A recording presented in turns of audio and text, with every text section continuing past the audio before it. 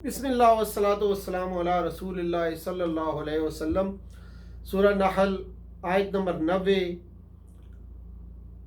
دورہ قرآن کا یہ پروگرام مختصر پیغامات کے ذریعے سے آپ تک پہنچانے کا یہ پروگرام جاری و ساری ہے۔ آئیے آج کی آیت دیکھتے ہیں، اس میں کیا بات بتائی جا رہی ہے۔ اعوذ باللہ من الشیطان الرجیم، بسم اللہ الرحمن الرحیم۔ ان اللہ یأمر بالعدل والاحسان وایتاء ذی القربى وینہی عن الفحشاء والمنکر والبغی یعظکم لعلکم تذکرون۔ صدق اللہ العظیم۔ رب اشرح لی صدری ویسر لی امری واحلل عقدۃ من لسانی یفقہوا قولی۔ اللہم ارنا الحق حقا وارزقنا اتباعہ وارنا الباطل باطلا وارزقنا اجتنابہ، آمین یا رب العالمین۔ اللہ کا عالمی نظام۔ یہ آیت حضرت اقسم سیفی رضی اللہ تعالیٰ عنہ اور اس کی پوری قوم کے ایمان لانے کا سبب بنی ہے۔ حضرت عثمان بن مظعون رضی اللہ تعالیٰ عنہ فرماتے ہیں کہ اس آیت کے نزول کے بعد میرے دل میں ایمان راسخ ہوا۔ ولید بن مغیرہ یہ آیت سن کر بے اختیار چیخ اٹھا۔ اللہ کی قسم، اس کلام میں ایک خاص قسم کی شیرنی ہے، اور اس سے زیادہ کس کی رونق ہے۔ اس کی جڑیں سدا بار ہیں، اس کی شاخیں ثمر بار ہیں، اور یہ کسی انسان کی بات نہیں ہے۔ حضرت عبداللہ بن مسعود فرماتے ہیں، یہ قرآن کی جامع ترین آیت ہے جس میں ہر خیر کا بیان ہے جس کو اختیار کیا جائے، اور ہر شر کا بیان ہے جس سے بچا جائے۔ ابو طالب سے کسی نے کہا کہ آپ کا بھتیجا یہ دعویٰ کرتا ہے کہ مجھ پر وحی آئی ہے اور یہ آیت سنائی۔ ابو طالب نے کہا، میرے بھتیجے کی بات مانو، اللہ کی قسم وہ محاسن اخلاق ہی کا حکم دیتے ہیں۔ ابو جہل نے اس آیت کو سنا تو کہا، واقعی محمد کا الہ تو اچھے اخلاق کا حکم دیتا ہے۔ پہلی بات، عدل۔ انسان اپنے نفس اور خالق کے درمیان عدل کریں، اور اس کی حقیقت یہ ہے کہ ایمان بھی اسی پر، توکل بھی اسی پر، یقین بھی اسی پر، عبادت بھی اسی کی، دعا بھی اسی سے، اور نظر و منت بھی اسی کے نام پر۔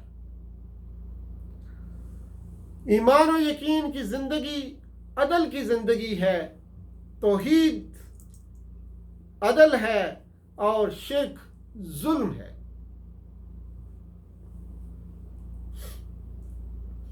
ہر ایک سے ڈرنے والے ایک ذات سے ڈریں، ہر در پر جھکنے والے ایک در پر جھکیں، ہر ایک سے مانگنے والے ایک ہی سے مانگیں۔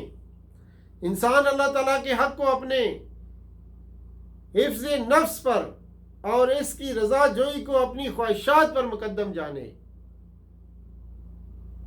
اور اس کے احکام کی تعمیل اور اس کی ممنوعات و محرمات سے مکمل اجتناب کرے۔ انسان خود اپنے نفس کے ساتھ عدل کرے، اور اس کی حقیقت یہ ہے کہ انسان اپنے نفس کو ایسے تمام چیزوں سے بچائے جس میں اس کی جسمانی یا روحانی ہلاکت ہو۔ نفس کی ایسی خواہشات کو پورا نہ کرے جو اس کے لیے انجام کار مضر ہوں، اور قناعت و صبر سے کام لے۔ اس طرح نفس پر بلا وجہ زیادہ بوجھ نہ ڈالے۔ اپنے نفس اور تمام مخلوقات کے درمیان عدل کرے، اور اس کی حقیقت یہ ہے کہ تمام مخلوقات کے ساتھ خیر خواہی اور ہمدردی کا معاملہ کرے۔ کسی ادنا اعلیٰ معاملہ میں کسی سے خیانت نہ کرے، اور سب لوگوں کے لیے اپنے نفس سے انصاف کا مطالبہ کرے۔ کسی انسان کو اس کے کسی قول اور فعل سے ظاہراً یا باطناً کوئی ایذا اور تکلیف نہ پہنچے۔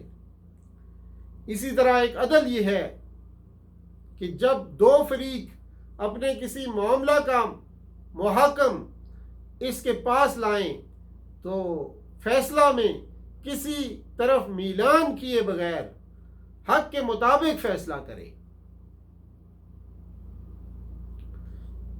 اور ایک عدل یہ بھی ہے کہ ہر معاملہ میں افراط و تفرید کی راہوں کو چھوڑ کر بیانہ روی اختیار کرے. یعنی لفظ عدل میں عقیدہ کا اعتدال، عمل کا اعتدال اور اخلاق کا اعتدال سب شامل ہے. اس سے یہ بھی معلوم ہوا کہ اس آیت کا صرف لفظ عدل تمام اعمال و اخلاق حسنہ کی پابندی اور برے اعمال و اخلاق سے اجتناب کو حاوی اور جامع ہے. زندگی کے تمام طبقوں میں، تمام شعبوں میں کام کرنے والے عدل کریں. اس سے مراد یہ ہے کہ جج بھی عدل کریں، ظالم کی طرفداری نہ کریں. وکلاء بھی عدل کریں، ظالم کی وکالت نہ کریں. دکاندار بھی عدل کریں، تاجر بھی عدل کریں، سرکاری ملازمین بھی عدل کریں، پولیس وغیرہ سب عدل کا رویہ اختیار کریں.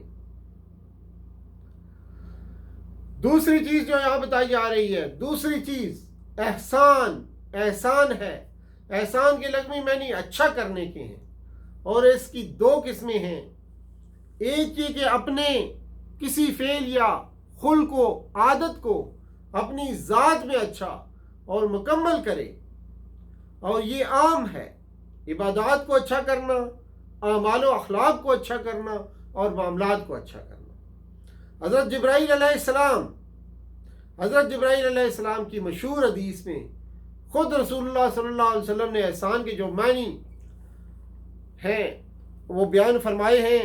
وہ احسان عبادت کے لیے ہے. اس ارشاد کا خلاصہ یہ ہے کہ اللہ کی عبادت اس طرح کرو گویا کہ تم اسے دیکھ رہے ہو. اور اگر یہ درجہ نصیب نہ ہو تو اتنی بات کا یقین ہو کہ ہر شخص کو یہ یقین ہونا چاہیے کہ اللہ تعالیٰ اس کے عمل کو دیکھ رہا ہے. کیونکہ یہ تو اسلامی عقیدہ کا اہم جز ہے کہ حق تعالیٰ کے علم و بصر سے کائنات کا کوئی ذرہ خارج نہیں ہے. دوسرے یہ کہ کسی دوسرے شخص کے ساتھ اچھا سلوک اور عمدہ معاملہ کرے. اس کے دو معنی، دوسرے معنی کے لیے عربی زبان میں لفظ احسان کے ساتھ حرف الا استعمال ہوتا ہے.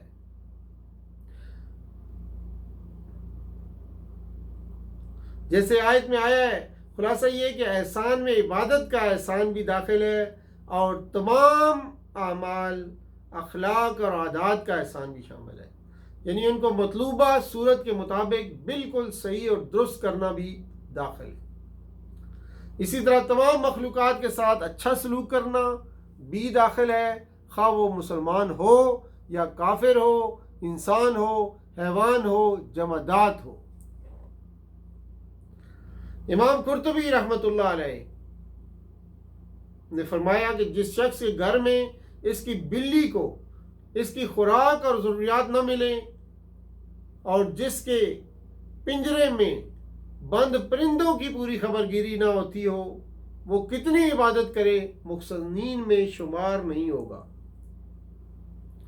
عدل تو یہ ہے کہ دوسرے کا حق پورا پورا اس کو دے دیا جائے اور اپنا وصول کر لے، نہ کم نہ زیادہ. کوئی تکلیف تمہیں پہنچائے تو ٹھیک اتنی ہی تکلیف تم اس کو پہنچاؤ، نہ کم نہ زیادہ.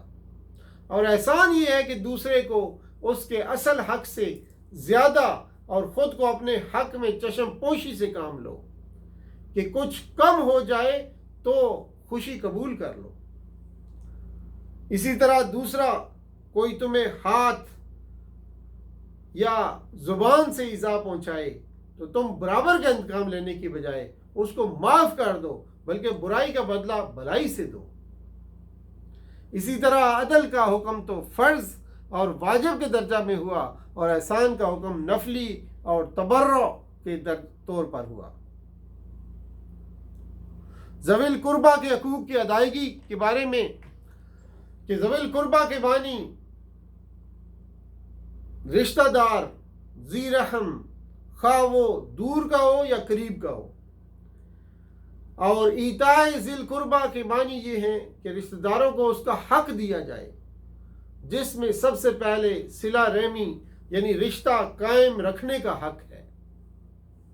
اس میں رشتہ دار کو مالی حقوق ادا کرنا بھی داخل ہے، رشتہ دار کو مالی حقوق ادا کرنا بھی داخل ہے، جسمانی خدمت بھی، بیمار پرسی اور خبر گیری بھی، زبانی تسلی اور ہمدردی بھی اس میں شامل ہے۔ اگرچہ لفظ احسان میں رشتہ داروں کا حق ادا کرنا بھی داخل تھا، لیکن اس کو اس کی زیادہ اہمیت بتلانے کے لیے علیحدہ یہاں بیان کیا گیا ہے۔ اس کے بعد فحشاء کی بات ہوتی ہے کہ ہر وہ قول، ہر وہ فعل جس کی برائی کھلی ہو اور واضح ہو کہ ہر شخص اس کو برا سمجھے، وہ فحشاء کہلاتا ہے۔ اور منکر ہر وہ فعل جو ناجائز ہو اور جس کے حرام کو ناجائز ہونے پر اہل شرع کا اتفاق ہو، اس لیے اجتہادی اور اختلافات میں کسی جانب کو منکر نہیں کہا جا سکتا۔ اسی طرح لفظ منکر میں تمام گناہ، ظاہری، باطنی، عملی، اخلاقی، سب داخل ہیں۔ آگے استعمال ہوا ہے لفظ بغی کے اصل معنی حد سے تجاوز کرنے کے ہیں، مراد اس سے ہر قسم کا ظلم و زیادتی ہے۔ نبی کریم صلی اللہ علیہ وسلم نے فرمایا، ظلم کے سوا کوئی گناہ ایسا نہیں جس کا بدلہ اور عذاب جلد دیا جاتا ہو۔ یعنی اس آیت کریمہ میں 3 اوامر اور 3 نواہی کا جو 6 نکاتی پروگرام دیا گیا ہے، غور کیا جائے تو انسان کی انفرادی اور اجتماعی زندگی کی مکمل فلاح کا نسخہ اکثیر ہے۔